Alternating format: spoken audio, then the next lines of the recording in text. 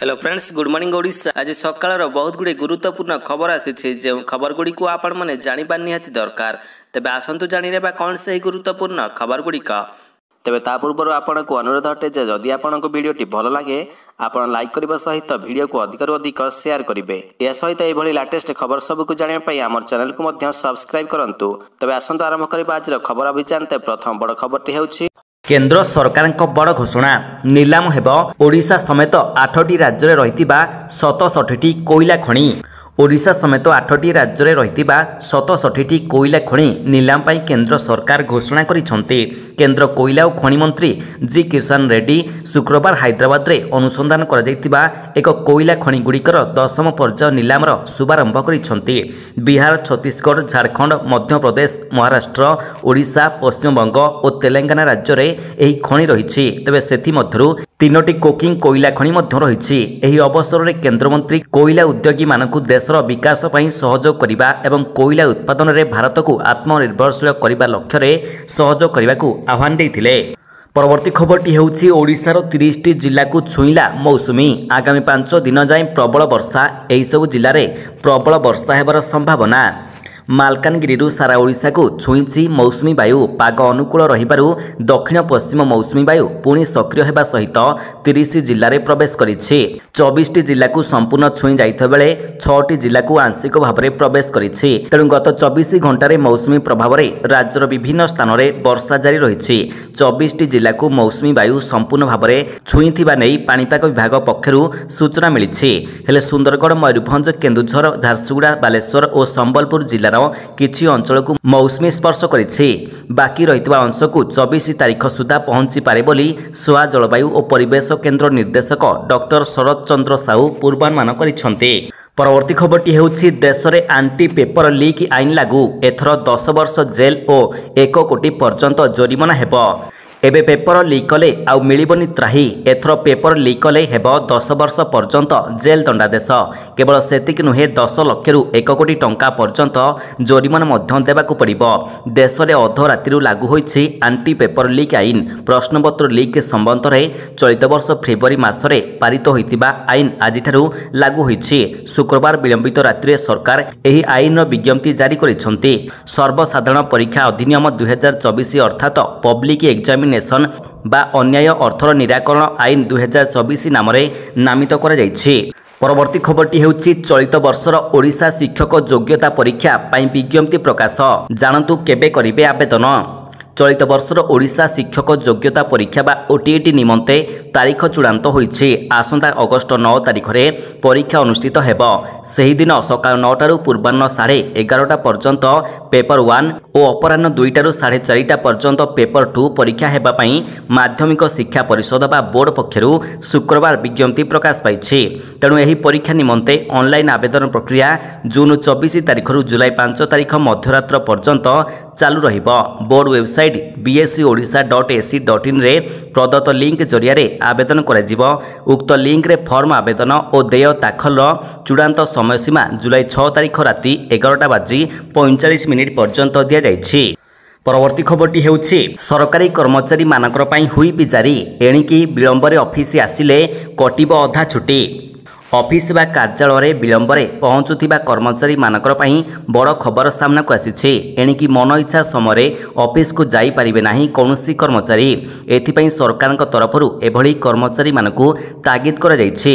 एणिकी 15 minute रु अधिक समय विलंब हेले एथिपई कार्यानुष्ठान ग्रहण करा जिवो। सारा देश रे समस्त कर्मचारी मानकु 9 टारु 9:15 मध्यरे ऑफिस रे उपस्थित रहिबाकू पड़िबो बोली निर्देश दैछंती केंद्र सरकार। कोरोना संक्रमण समय बंद होइतिबा एही नियम को पुणी थरे लागू करा जायछि।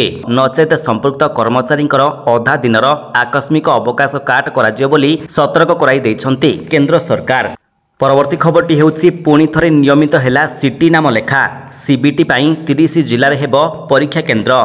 2024-26 ଶିକ୍ଷାବର୍ଷ ରେ ଡିପ୍ଲୋମା ଇନ୍ ଏଲିମେଣ୍ଟାରୀ ଏଜୁକେସନ୍ ବା DLED ତଥା ସିଟି ପାଠ୍ୟକ୍ରମରେ ନାମଲେଖା ହେବ। 2 ବର୍ଷ ଧରି ବନ୍ଦ ରହିବା ପରେ ଗତ ବର୍ଷଠାରୁ ଆରମ୍ଭ ହୋଇଥିବା ନାମଲେଖା ଏଥର ପୁଣି ଥରେ ନିୟମିତ କରିବାକୁ ରାଜ୍ୟ ସରକାର ନିଷ୍ପତ୍ତି ନେଇଛନ୍ତି। ପ୍ରାରମ୍ଭିକ ପର୍ଯ୍ୟାୟରେ ପରୀକ୍ଷା ପରିଚାଳନା ଲାଗି ସଂସ୍ଥା ଚୟନ ପ୍ରକ୍ରିୟା ଆରମ୍ଭ ହୋଇଛି। ଆଗ୍ରହୀ ସଂସ୍ଥାମାନେ ଜୁଲାଇ 4 ତାରିଖ ମଧ୍ୟରେ ଟେଣ୍ଡର ପକାଇବାକୁ କୁହାଯାଇଛି। ଏଥର ପାଖାପାଖି 1,20,000 ପରୀକ୍ଷାର୍ଥୀ ପ୍ରବେଶିକା ପରୀକ୍ଷାରେ ସାମିଲ ହେବାର ସମ୍ଭାବନା ରହିଛି। ତାହାକୁ ନଜରରେ ରଖି 30ଟି ଜିଲ୍ଲାରେ ପରୀକ୍ଷା କେନ୍ଦ୍ର ହେବ। କମ୍ପ୍ୟୁଟର ବେସ୍ଡ ଟେଷ୍ଟ ବା CBT ମାଧ୍ୟମରେ ହେବାକୁ ରହିଥିବା ପରୀକ୍ଷା ଲାଗି ଇଂରାଜୀ, ଓଡ଼ିଆ, ହିନ୍ଦୀ, ତେଲୁଗୁ, ଉର୍ଦ୍ଦୁ ଏବଂ ସାନ୍ତାଳୀ ଭାଷାରେ ପ୍ରଶ୍ନପତ୍ର ବ୍ୟାଙ୍କ ପ୍ରସ୍ତୁତ କରାଯିବ। ପରବର୍ତ୍ତୀ ଖବରଟି ହେଉଛି ସ୍ଥଗିତ ହେଲା ACF ଫରେଷ୍ଟ ରେଞ୍ଜର ପଦବୀ ପାଇଁ ଲିଖିତ ପରୀକ୍ଷା। OPSC ଜାରି କଲା ସୂଚନା। ସହକାରୀ ବନ ସଂରକ୍ଷକ ବା ACF group A, JB O forest ranger ପଦ ପାଇଁ ଆବେଦନ କରିଥିବା ପ୍ରାର୍ଥୀମାନଙ୍କର ପାଇଁ ଆସିଛି ଏକ ବଡ଼ ଅପଡେଟ୍। ରାଜ୍ୟ ସରକାରଙ୍କ ଜଙ୍ଗଲ, ପରିବେଶ ଓ ଜଳବାୟୁ ପରିବର୍ତ୍ତନ ବିଭାଗ ପକ୍ଷରୁ ଏହି ବିଜ୍ଞପ୍ତି ପ୍ରକାଶ ପାଇଥିଲା। ତେବେ ଏହି ପଦର ଲିଖିତ ପରୀକ୍ଷା ଜୁନ୍ 25 ତାରିଖରୁ ଜୁଲାଇ 4 ତାରିଖ ପର୍ଯ୍ୟନ୍ତ ହେବା ନେଇ ପୂର୍ବରୁ ସ୍ଥିରୀକୃତ ହୋଇଥିଲା। ତେବେ ଉକ୍ତ ପରୀକ୍ଷାକୁ ସ୍ଥଗିତ ରଖାଯାଇଛି। ସଂଶୋଧିତ ପରୀକ୍ଷା ସିଡ୍ୟୁଲ୍ ବାବଦରେ ପରେ ସୂଚନା ଜାରି କରାଯିବ।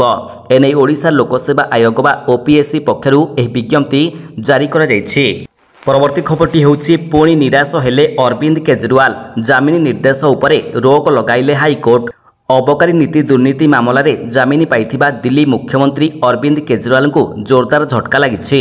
ତଳ କୋର୍ଟ ଦେଇଥିବା ଜାମିନ ନିର୍ଦ୍ଦେଶ ଉପରେ ଗତକାଲି ଦିଲ୍ଲୀ ହାଇକୋର୍ଟ ଅସ୍ଥାୟୀ ଭାବରେ ରୋକ ଲଗାଇ ଦେଇଛନ୍ତି। ଫଳରେ ତିହାର ଜେଲରୁ ଗତକାଲି ବାହାରିବା ପାଇଁ ଆଶା ରଖିଥିବା କେଜରିୱାଲଙ୍କୁ ନିରାଶ ହେବାକୁ ପଡ଼ିଛି।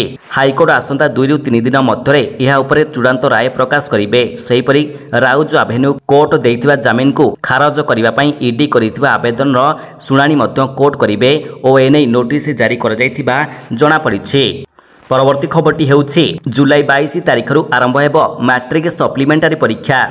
2024 ମାଟ୍ରିକ ସପ୍ଲିମେଣ୍ଟାରୀ ପରୀକ୍ଷା ଆସନ୍ତା ଜୁଲାଇ 22 ତାରିଖରୁ ଆରମ୍ଭ ହୋଇ 31 ତାରିଖ ପର୍ଯ୍ୟନ୍ତ ଚାଲିବ ବୋଲି ମାଧ୍ୟମିକ ଶିକ୍ଷା ପରିଷଦ ବା ବୋର୍ଡ ପକ୍ଷରୁ ବିଜ୍ଞପ୍ତି ପ୍ରକାଶ ପାଇଛି। ଏହି ପରୀକ୍ଷା ଲାଗି ଫର୍ମ ପୂରଣ ଗତ 10 ତାରିଖରୁ ଆରମ୍ଭ ହୋଇଥିବା ବେଳେ ଶେଷ ତାରିଖ ଶୁକ୍ରବାର ରହିଛି। ଏଥିଲାଗି ମୋଟ ପରୀକ୍ଷାର୍ଥୀମାନଙ୍କର ସଂଖ୍ୟା ନିର୍ଦ୍ଦିଷ୍ଟ ଭାବରେ ଜଣାପଡ଼ିନାହିଁ। ପରୀକ୍ଷାର୍ଥୀମାନଙ୍କର ସଂଖ୍ୟା ଜଣାପଡ଼ିବା ପରେ ସେହି ଅନୁସାରେ ସେଣ୍ଟର ଚୟନ କରାଯିବ ବୋଲି ବୋର୍ଡ ପକ୍ଷରୁ କୁହାଯାଇଛି। ପରବର୍ତ୍ତୀ ଖବରଟି ହେଉଛି ସରକାରଙ୍କ ବଡ଼ ଘୋଷଣା। 2036 ପର୍ଯ୍ୟନ୍ତ ଭାରତୀୟ ହକି ଦଳର ପ୍ରାୟୋଜକ ରହିବ ଓଡ଼ିଶା। ହକି ଇଣ୍ଡିଆକୁ ଆଉ ଏକ ବୁଷ୍ଟର ଡୋଜ୍ ଦେଲେ ଓଡ଼ିଶା ସରକାର। 2036 ପର୍ଯ୍ୟନ୍ତ ହକି ଇଣ୍ଡିଆର ପ୍ରାୟୋଜକ ରହିବ ଓଡ଼ିଶା। ଏନେଇ ସୂଚନା ଦେଇଛନ୍ତି ହକି ଇଣ୍ଡିଆର ମହାସଚିବ ଭୋଳାନାଥ ସିଂହ। ମୁଖ୍ୟମନ୍ତ୍ରୀ ମୋହନ ଚରଣ ମାଝୀଙ୍କୁ ସାକ୍ଷାତ କରିବା ପରେ ଏହି ସୂଚନା ଦେଇଛନ୍ତି ହକି ଇଣ୍ଡିଆର ମହାସଚିବ। ତେବେ ହକି ପାଇଁ ମୋହନ ସରକାରଙ୍କ ବଡ଼ ଘୋଷଣା। 2036 ମସିହା ପର୍ଯ୍ୟନ୍ତ ଉଭୟ ପୁରୁଷ ଓ ମହିଳା ହକି ଦଳର ପ୍ରାୟୋଜକ ରହିବ ଓଡ଼ିଶା। ପୂର୍ବ ସରକାର ଅର୍ଥାତ ନବୀନ ସରକାର 2033 ପର୍ଯ୍ୟନ୍ତ ହକି ଇଣ୍ଡିଆର ପ୍ରାୟୋଜକ ରହିବା ନେଇ ଘୋଷଣା କରିଥିଲେ। ପରବର୍ତ୍ତୀ ଖବରଟି ହେଉଛି ମୁଖ୍ୟମନ୍ତ୍ରୀଙ୍କ ବଡ଼ ଘୋଷଣା। ଏଣିକି ପ୍ରତିଦିନ 2 ଘଣ୍ଟା ପାଇଁ ହେବ ଲୋକମାନଙ୍କର ଅଭିଯୋଗ ଶୁଣାଣି। ମୁଖ୍ୟମନ୍ତ୍ରୀଙ୍କ ବଡ଼ ଘୋଷଣା। ଏଣିକି ପ୍ରତିଦିନ ହେବ ଲୋକମାନଙ୍କର ଅଭିଯୋଗ ଶୁଣାଣି। ପ୍ରତିଦିନ ଅପରାହ୍ନ 3ଟାରୁ 5ଟା ପର୍ଯ୍ୟନ୍ତ ମୁଖ୍ୟମନ୍ତ୍ରୀ ଲୋକମାନଙ୍କର ଅଭିଯୋଗ ଶୁଣିବେ। ମୁଖ୍ୟମନ୍ତ୍ରୀ ଶ୍ରୀ ମୋହନ ମାଝୀ ପ୍ରତିଦିନ 2 ଘଣ୍ଟା ପାଇଁ ଲୋକମାନଙ୍କର ଅଭିଯୋଗ ଶୁଣିବେ। ଆଜିଠାରୁ ଏହି ଅଭିଯୋଗ ଶୁଣାଣି ଆରମ୍ଭ ହେବ। ଭୁବନେଶ୍ୱରରେ ରହିଥିବା ବେଳେ ରାଜ୍ୟ ଅତିଥି ଭବନ କାର୍ଯ୍ୟାଳୟରେ ଅପରାହ୍ନ 3ଟାରୁ 5ଟା ପର୍ଯ୍ୟନ୍ତ ଲୋକମାନଙ୍କର ସମସ୍ୟା ଶୁଣିବେ ଏବଂ ଅଭିଯୋଗ ପତ୍ର ଗ୍ରହଣ କରି ସମସ୍ୟା ସମାଧାନ ପାଇଁ ପଦକ୍ଷେପ ନେବେ। ପରବର୍ତ୍ତୀ ଖବରଟି ହେଉଛି ଯୋଗ ଦିବସରେ ସ୍ୱାସ୍ଥ୍ୟ ମନ୍ତ୍ରୀଙ୍କ ବଡ଼ ଘୋଷଣା। ରାଜ୍ୟର ପ୍ରତି ପଞ୍ଚାୟତରେ ଖୋଲିବ ଆରୋଗ୍ୟମ ସେଣ୍ଟର। ନିୟମିତ ଯୋଗ ଅଭ୍ୟାସ ଦ୍ୱାରା ଶାରୀରିକ, ମାନସିକ ଏବଂ ଆଧ୍ୟାତ୍ମିକ ସୁସ୍ଥତା ବଜାୟ ରହିବ। ତେଣୁ ଏଥିପାଇଁ ଯୁବବର୍ଗ ଯୋଗ ପ୍ରତି ଆକୃଷ୍ଟ ହେବା ଆବଶ୍ୟକ। ଏହାକୁ ଆଖି ଆଗରେ ରଖି ଖୁବ୍ ଶୀଘ୍ର ରାଜ୍ୟର ପ୍ରତି ପଞ୍ଚାୟତରେ ଖୋଲିବ ଆରୋଗ୍ୟମ ସେଣ୍ଟର। ପ୍ରତି ସେଣ୍ଟରରେ ଯୋଗ ପ୍ରଶିକ୍ଷକ ରହିବେ। ଆନ୍ତର୍ଜାତୀୟ ଯୋଗ ଦିବସ ଅବସରରେ ଗତକାଲି ଏହି ସୂଚନା ଦେଇଛନ୍ତି ସ୍ୱାସ୍ଥ୍ୟମନ୍ତ୍ରୀ ମୁକେଶ ମହାଲିଂ। ବଲାଙ୍ଗୀର ଜିଲ୍ଲା ପ୍ରଶାସନ ପକ୍ଷରୁ ସ୍ଥାନୀୟ ଗାନ୍ଧୀ ଷ୍ଟାଡିୟମରେ ଆୟୋଜିତ ହୋଇଥିଲା ଆନ୍ତର୍ଜାତୀୟ ଯୋଗ ଦିବସ। ଏଠାରେ ଯୋଗ ଦେଇ ଯୋଗାଭ୍ୟାସ କରିଥିଲେ ସ୍ୱାସ୍ଥ୍ୟମନ୍ତ୍ରୀ ମୁକେଶ ମହାଲିଂ। ପରବର୍ତ୍ତୀ ଖବରଟି ହେଉଛି 30 ଜୁନ୍ ପରେ ଫିନଟେକ୍ କମ୍ପାନୀ ମାଧ୍ୟମରେ କରିପାରିବେ ନାହିଁ କ୍ରେଡିଟ୍ କାର୍ଡର ବିଲ୍ ପେମେଣ୍ଟ। ଯଦି ଆପଣ ଏକ କ୍ରେଡିଟ୍ କାର୍ଡ ବ୍ୟବହାରକାରୀ ତେବେ ଆପଣଙ୍କୁ ଏକ ଝଟକା ଲାଗିବାକୁ ଯାଉଛି। ଜୁଲାଇ 1 ତାରିଖରୁ କିଛି ପ୍ଲାଟଫର୍ମ ମାଧ୍ୟମରେ କ୍ରେଡିଟ୍ କାର୍ଡ ବିଲ୍ ପେମେଣ୍ଟ କରିବା କଷ୍ଟକର ହୋଇପାରେ। କ୍ରେଡ୍, ଫୋନ୍ପେ, ବିଲ୍ ଡେସ୍କ ହେଉଛି କେତେକ ପ୍ରମୁଖ ଫିନ୍ଟେକ୍ ଯାହାକି ଆର୍ବିଆଇର ନୂଆ ନିୟମ ଦ୍ୱାରା ପ୍ରଭାବିତ ହୋଇପାରେ। କେନ୍ଦ୍ରୀୟ ବ୍ୟାଙ୍କ ନିର୍ଦ୍ଦେଶ ଦେଇଛି ଯେ ଜୁନ୍ 30 ତାରିଖ ପରେ ସମସ୍ତ କ୍ରେଡିଟ୍ କାର୍ଡ ଦେୟ ଭାରତ ବିଲ୍ ପେମେଣ୍ଟ ସିଷ୍ଟମ ଯଥା BBPS ମାଧ୍ୟମରେ ପ୍ରୋସେସ କରାଯିବା ଉଚିତ। ପରବର୍ତ୍ତୀ ଖବରଟି ହେଉଛି ପୁଣି ବଢ଼ିଲା ସୁନା ଦର, ଜାଣନ୍ତୁ ଆଜିର ଦାମ କେତେ ରହିଛି। ଆଜି ଭୁବନେଶ୍ୱରରେ 10 ଗ୍ରାମର 24 କ୍ୟାରେଟ୍ ସୁନା ଦର 72,380 ଟଙ୍କା ରହିଛି। ସେହିପରି 22 କ୍ୟାରେଟ୍ ସୁନାର ମୂଲ୍ୟ ଆଜି 10 ଗ୍ରାମ ପିଛା 66,350 ଟଙ୍କା ରହିଛି। 22 କ୍ୟାରେଟ୍ ସୁନାର ମୂଲ୍ୟ 1 ଗ୍ରାମ ପିଛା 6,635 ଟଙ୍କା ହୋଇଥିବା ବେଳେ 8 ଗ୍ରାମ ପିଛା 53,080 ଟଙ୍କା ରହିଛି। ତେବେ କଟକରେ ମଧ୍ୟ ସୁନା ଦରରେ ପରିବର୍ତ୍ତନ ଦେଖିବାକୁ ମିଳିଛି। 22 କ୍ୟାରେଟ୍ ସୁନାର ମୂଲ୍ୟ 10 ଗ୍ରାମ ପିଛା 66,350 ଟଙ୍କା ହୋଇଥିବା ବେଳେ 8 ଗ୍ରାମ ପିଛା 53,080 ଟଙ୍କା ରହିଛି।